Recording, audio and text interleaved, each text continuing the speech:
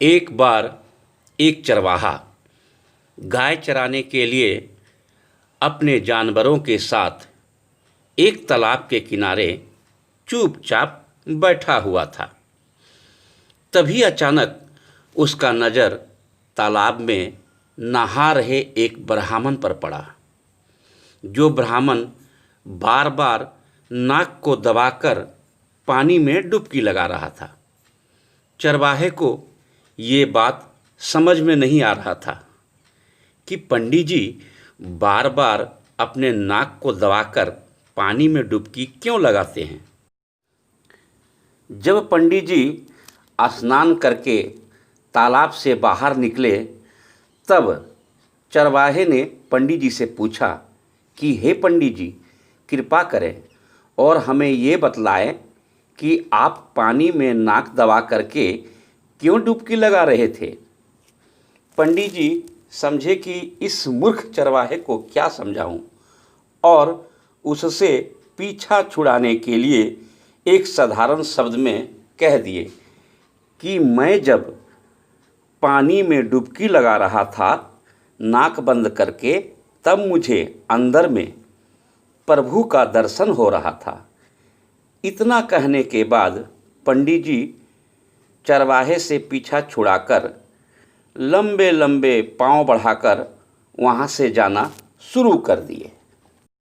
जैसे ही ब्राह्मण गए, वैसे ही चरवाहा के मन में एक विचार आया कि अगर नाक दबाकर पानी में डुबकी लगाने से प्रभु का दर्शन होता है, तो चलूं, क्यों ना मैं भी डुबकी लगाऊं। इस विचार से वो भी आता है और तालाब में कूद जाता है। कूदने के बाद नाक दबाकर पानी में डूब जाता है। तभी कुछ सेकंड में अकबकाकर वो पानी से बाहर निकल जाता है। उसे भगवान का दर्शन नहीं होता है। तब वो सोचता है कि मैं हड़बड़ाकर पानी से जल्दी बाहर आ गया, शायद इसलिए मुझे भगवान का दर्शन नहीं हुआ। ऐसा सोचकर वो फिर से डुबकी लगाता है और इस बार कुछ ज़्यादा देर तक नाक दबाकर पानी में रहता है। फिर अकबकाकर वो बाहर निकल जाता है। इस बार भी उसे भगवान का दर्शन नहीं होता है। अंत में वो ये विचार करता है कि इस बार जब तक भगवान का दर्शन नहीं होगा, मैं पानी से बाहर अपना सर नहीं निकालूंगा। और वे सच्चे मन से भगवान को याद करके पानी में अपना नाक दबाकर डूब गया। वो पानी के अंदर भगवान को याद किए जा रहा है। उसका प्राण अकबक अकबक हो रहा है, लेकिन वो फिर भी पानी से बाहर नहीं निकल रहा है। तभी उसकी प्रार्थना भगवान के कानों तक पहुंचता है कि कोई सच्चा भक्त उन्हें याद कर रहा है और उसका प्राण संकट में है। अगर मैं नहीं जाऊंगा तो उसका प्राण चला जाएगा। तभी भगवान तुरंत वहां पहुंचकर उसे पानी से बाहर निकाल लेता है और उसे बचा लेता है। लेकिन वो चरवाहा उन पर तीखे स्वर में, आप कौन हैं और मुझे पानी से बाहर क्यों निकाला? मैं तो नाक दबाकर भगवान के दर्शन में लीन था। आपने ये अच्छा नहीं किया। और वो फिर पानी में कूदने लगा। तभी भगवान उस चरवाहे को रोककर कहता है कि तुम जिस भगवान को याद कर रहे हो वो मैं ही हूँ और तुम्हारा सच्चा भक्ति से बहुत प्रसन्न हूँ। कहो तुम्हें क्या चाहिए? लेकिन चरवाहा भगवान के बातों पर विश्वास नहीं करता और उन्हें एक पेड़ से बांध देता है। फिर उन्हें कहता है कि अगर आप भगवान हैं तो इसी पेड़ से बंधे रहिएगा, क्योंकि आप भगवान हैं ये सिर्फ पंडित जी ही जानते हैं, मैं नहीं। क्योंकि आपको पंडित जी हमेशा दर्शन करते हैं नाक दबाकर पानी में। मैं उन्हें बुलाकर तुरंत लाता हूँ। वो अगर कह देंगे कि आप ही भगवान हैं तो मैं मान लूँगा, क्योंकि मैंने भगवान को कभी नहीं देखा है, पंडित जी ने देखा है।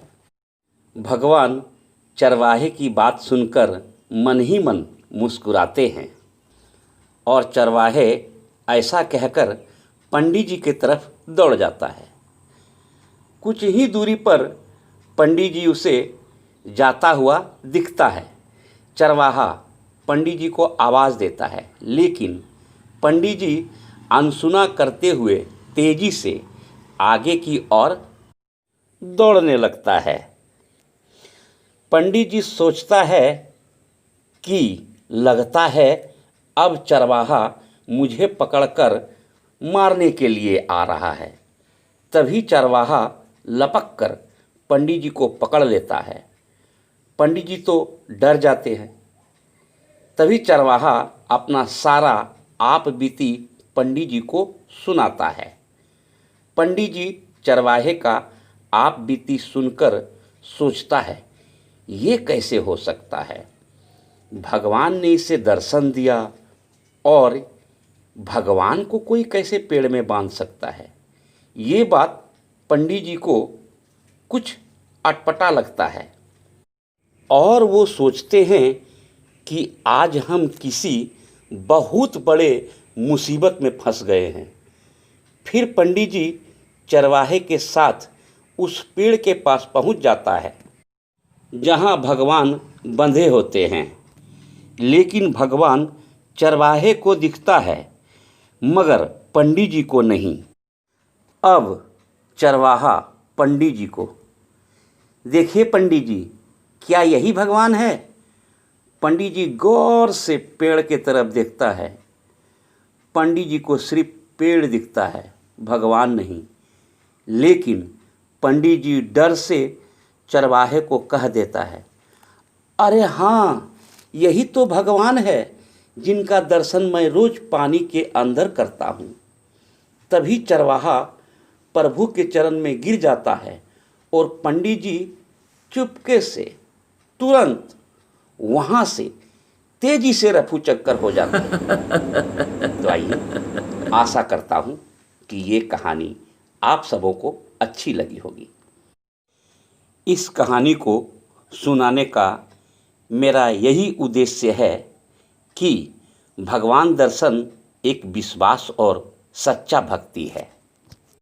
तो आइए, आप सबों को बहुत बहुत धन्यवाद, मेरा नमस्कार एवं आप सबों से आशीर्वाद चाहता हूँ। फिर मिलूँगा बहुत जल्द एक नई कहानी के साथ। चैनल को अगर सब्सक्राइब नहीं किए हैं तो अवश्य सब्सक्राइब कर लीजिएगा और लाइक, शेयर, कमेंट करके मेरे मन को उत्साहित कीजिएगा। Thank you very much everybody.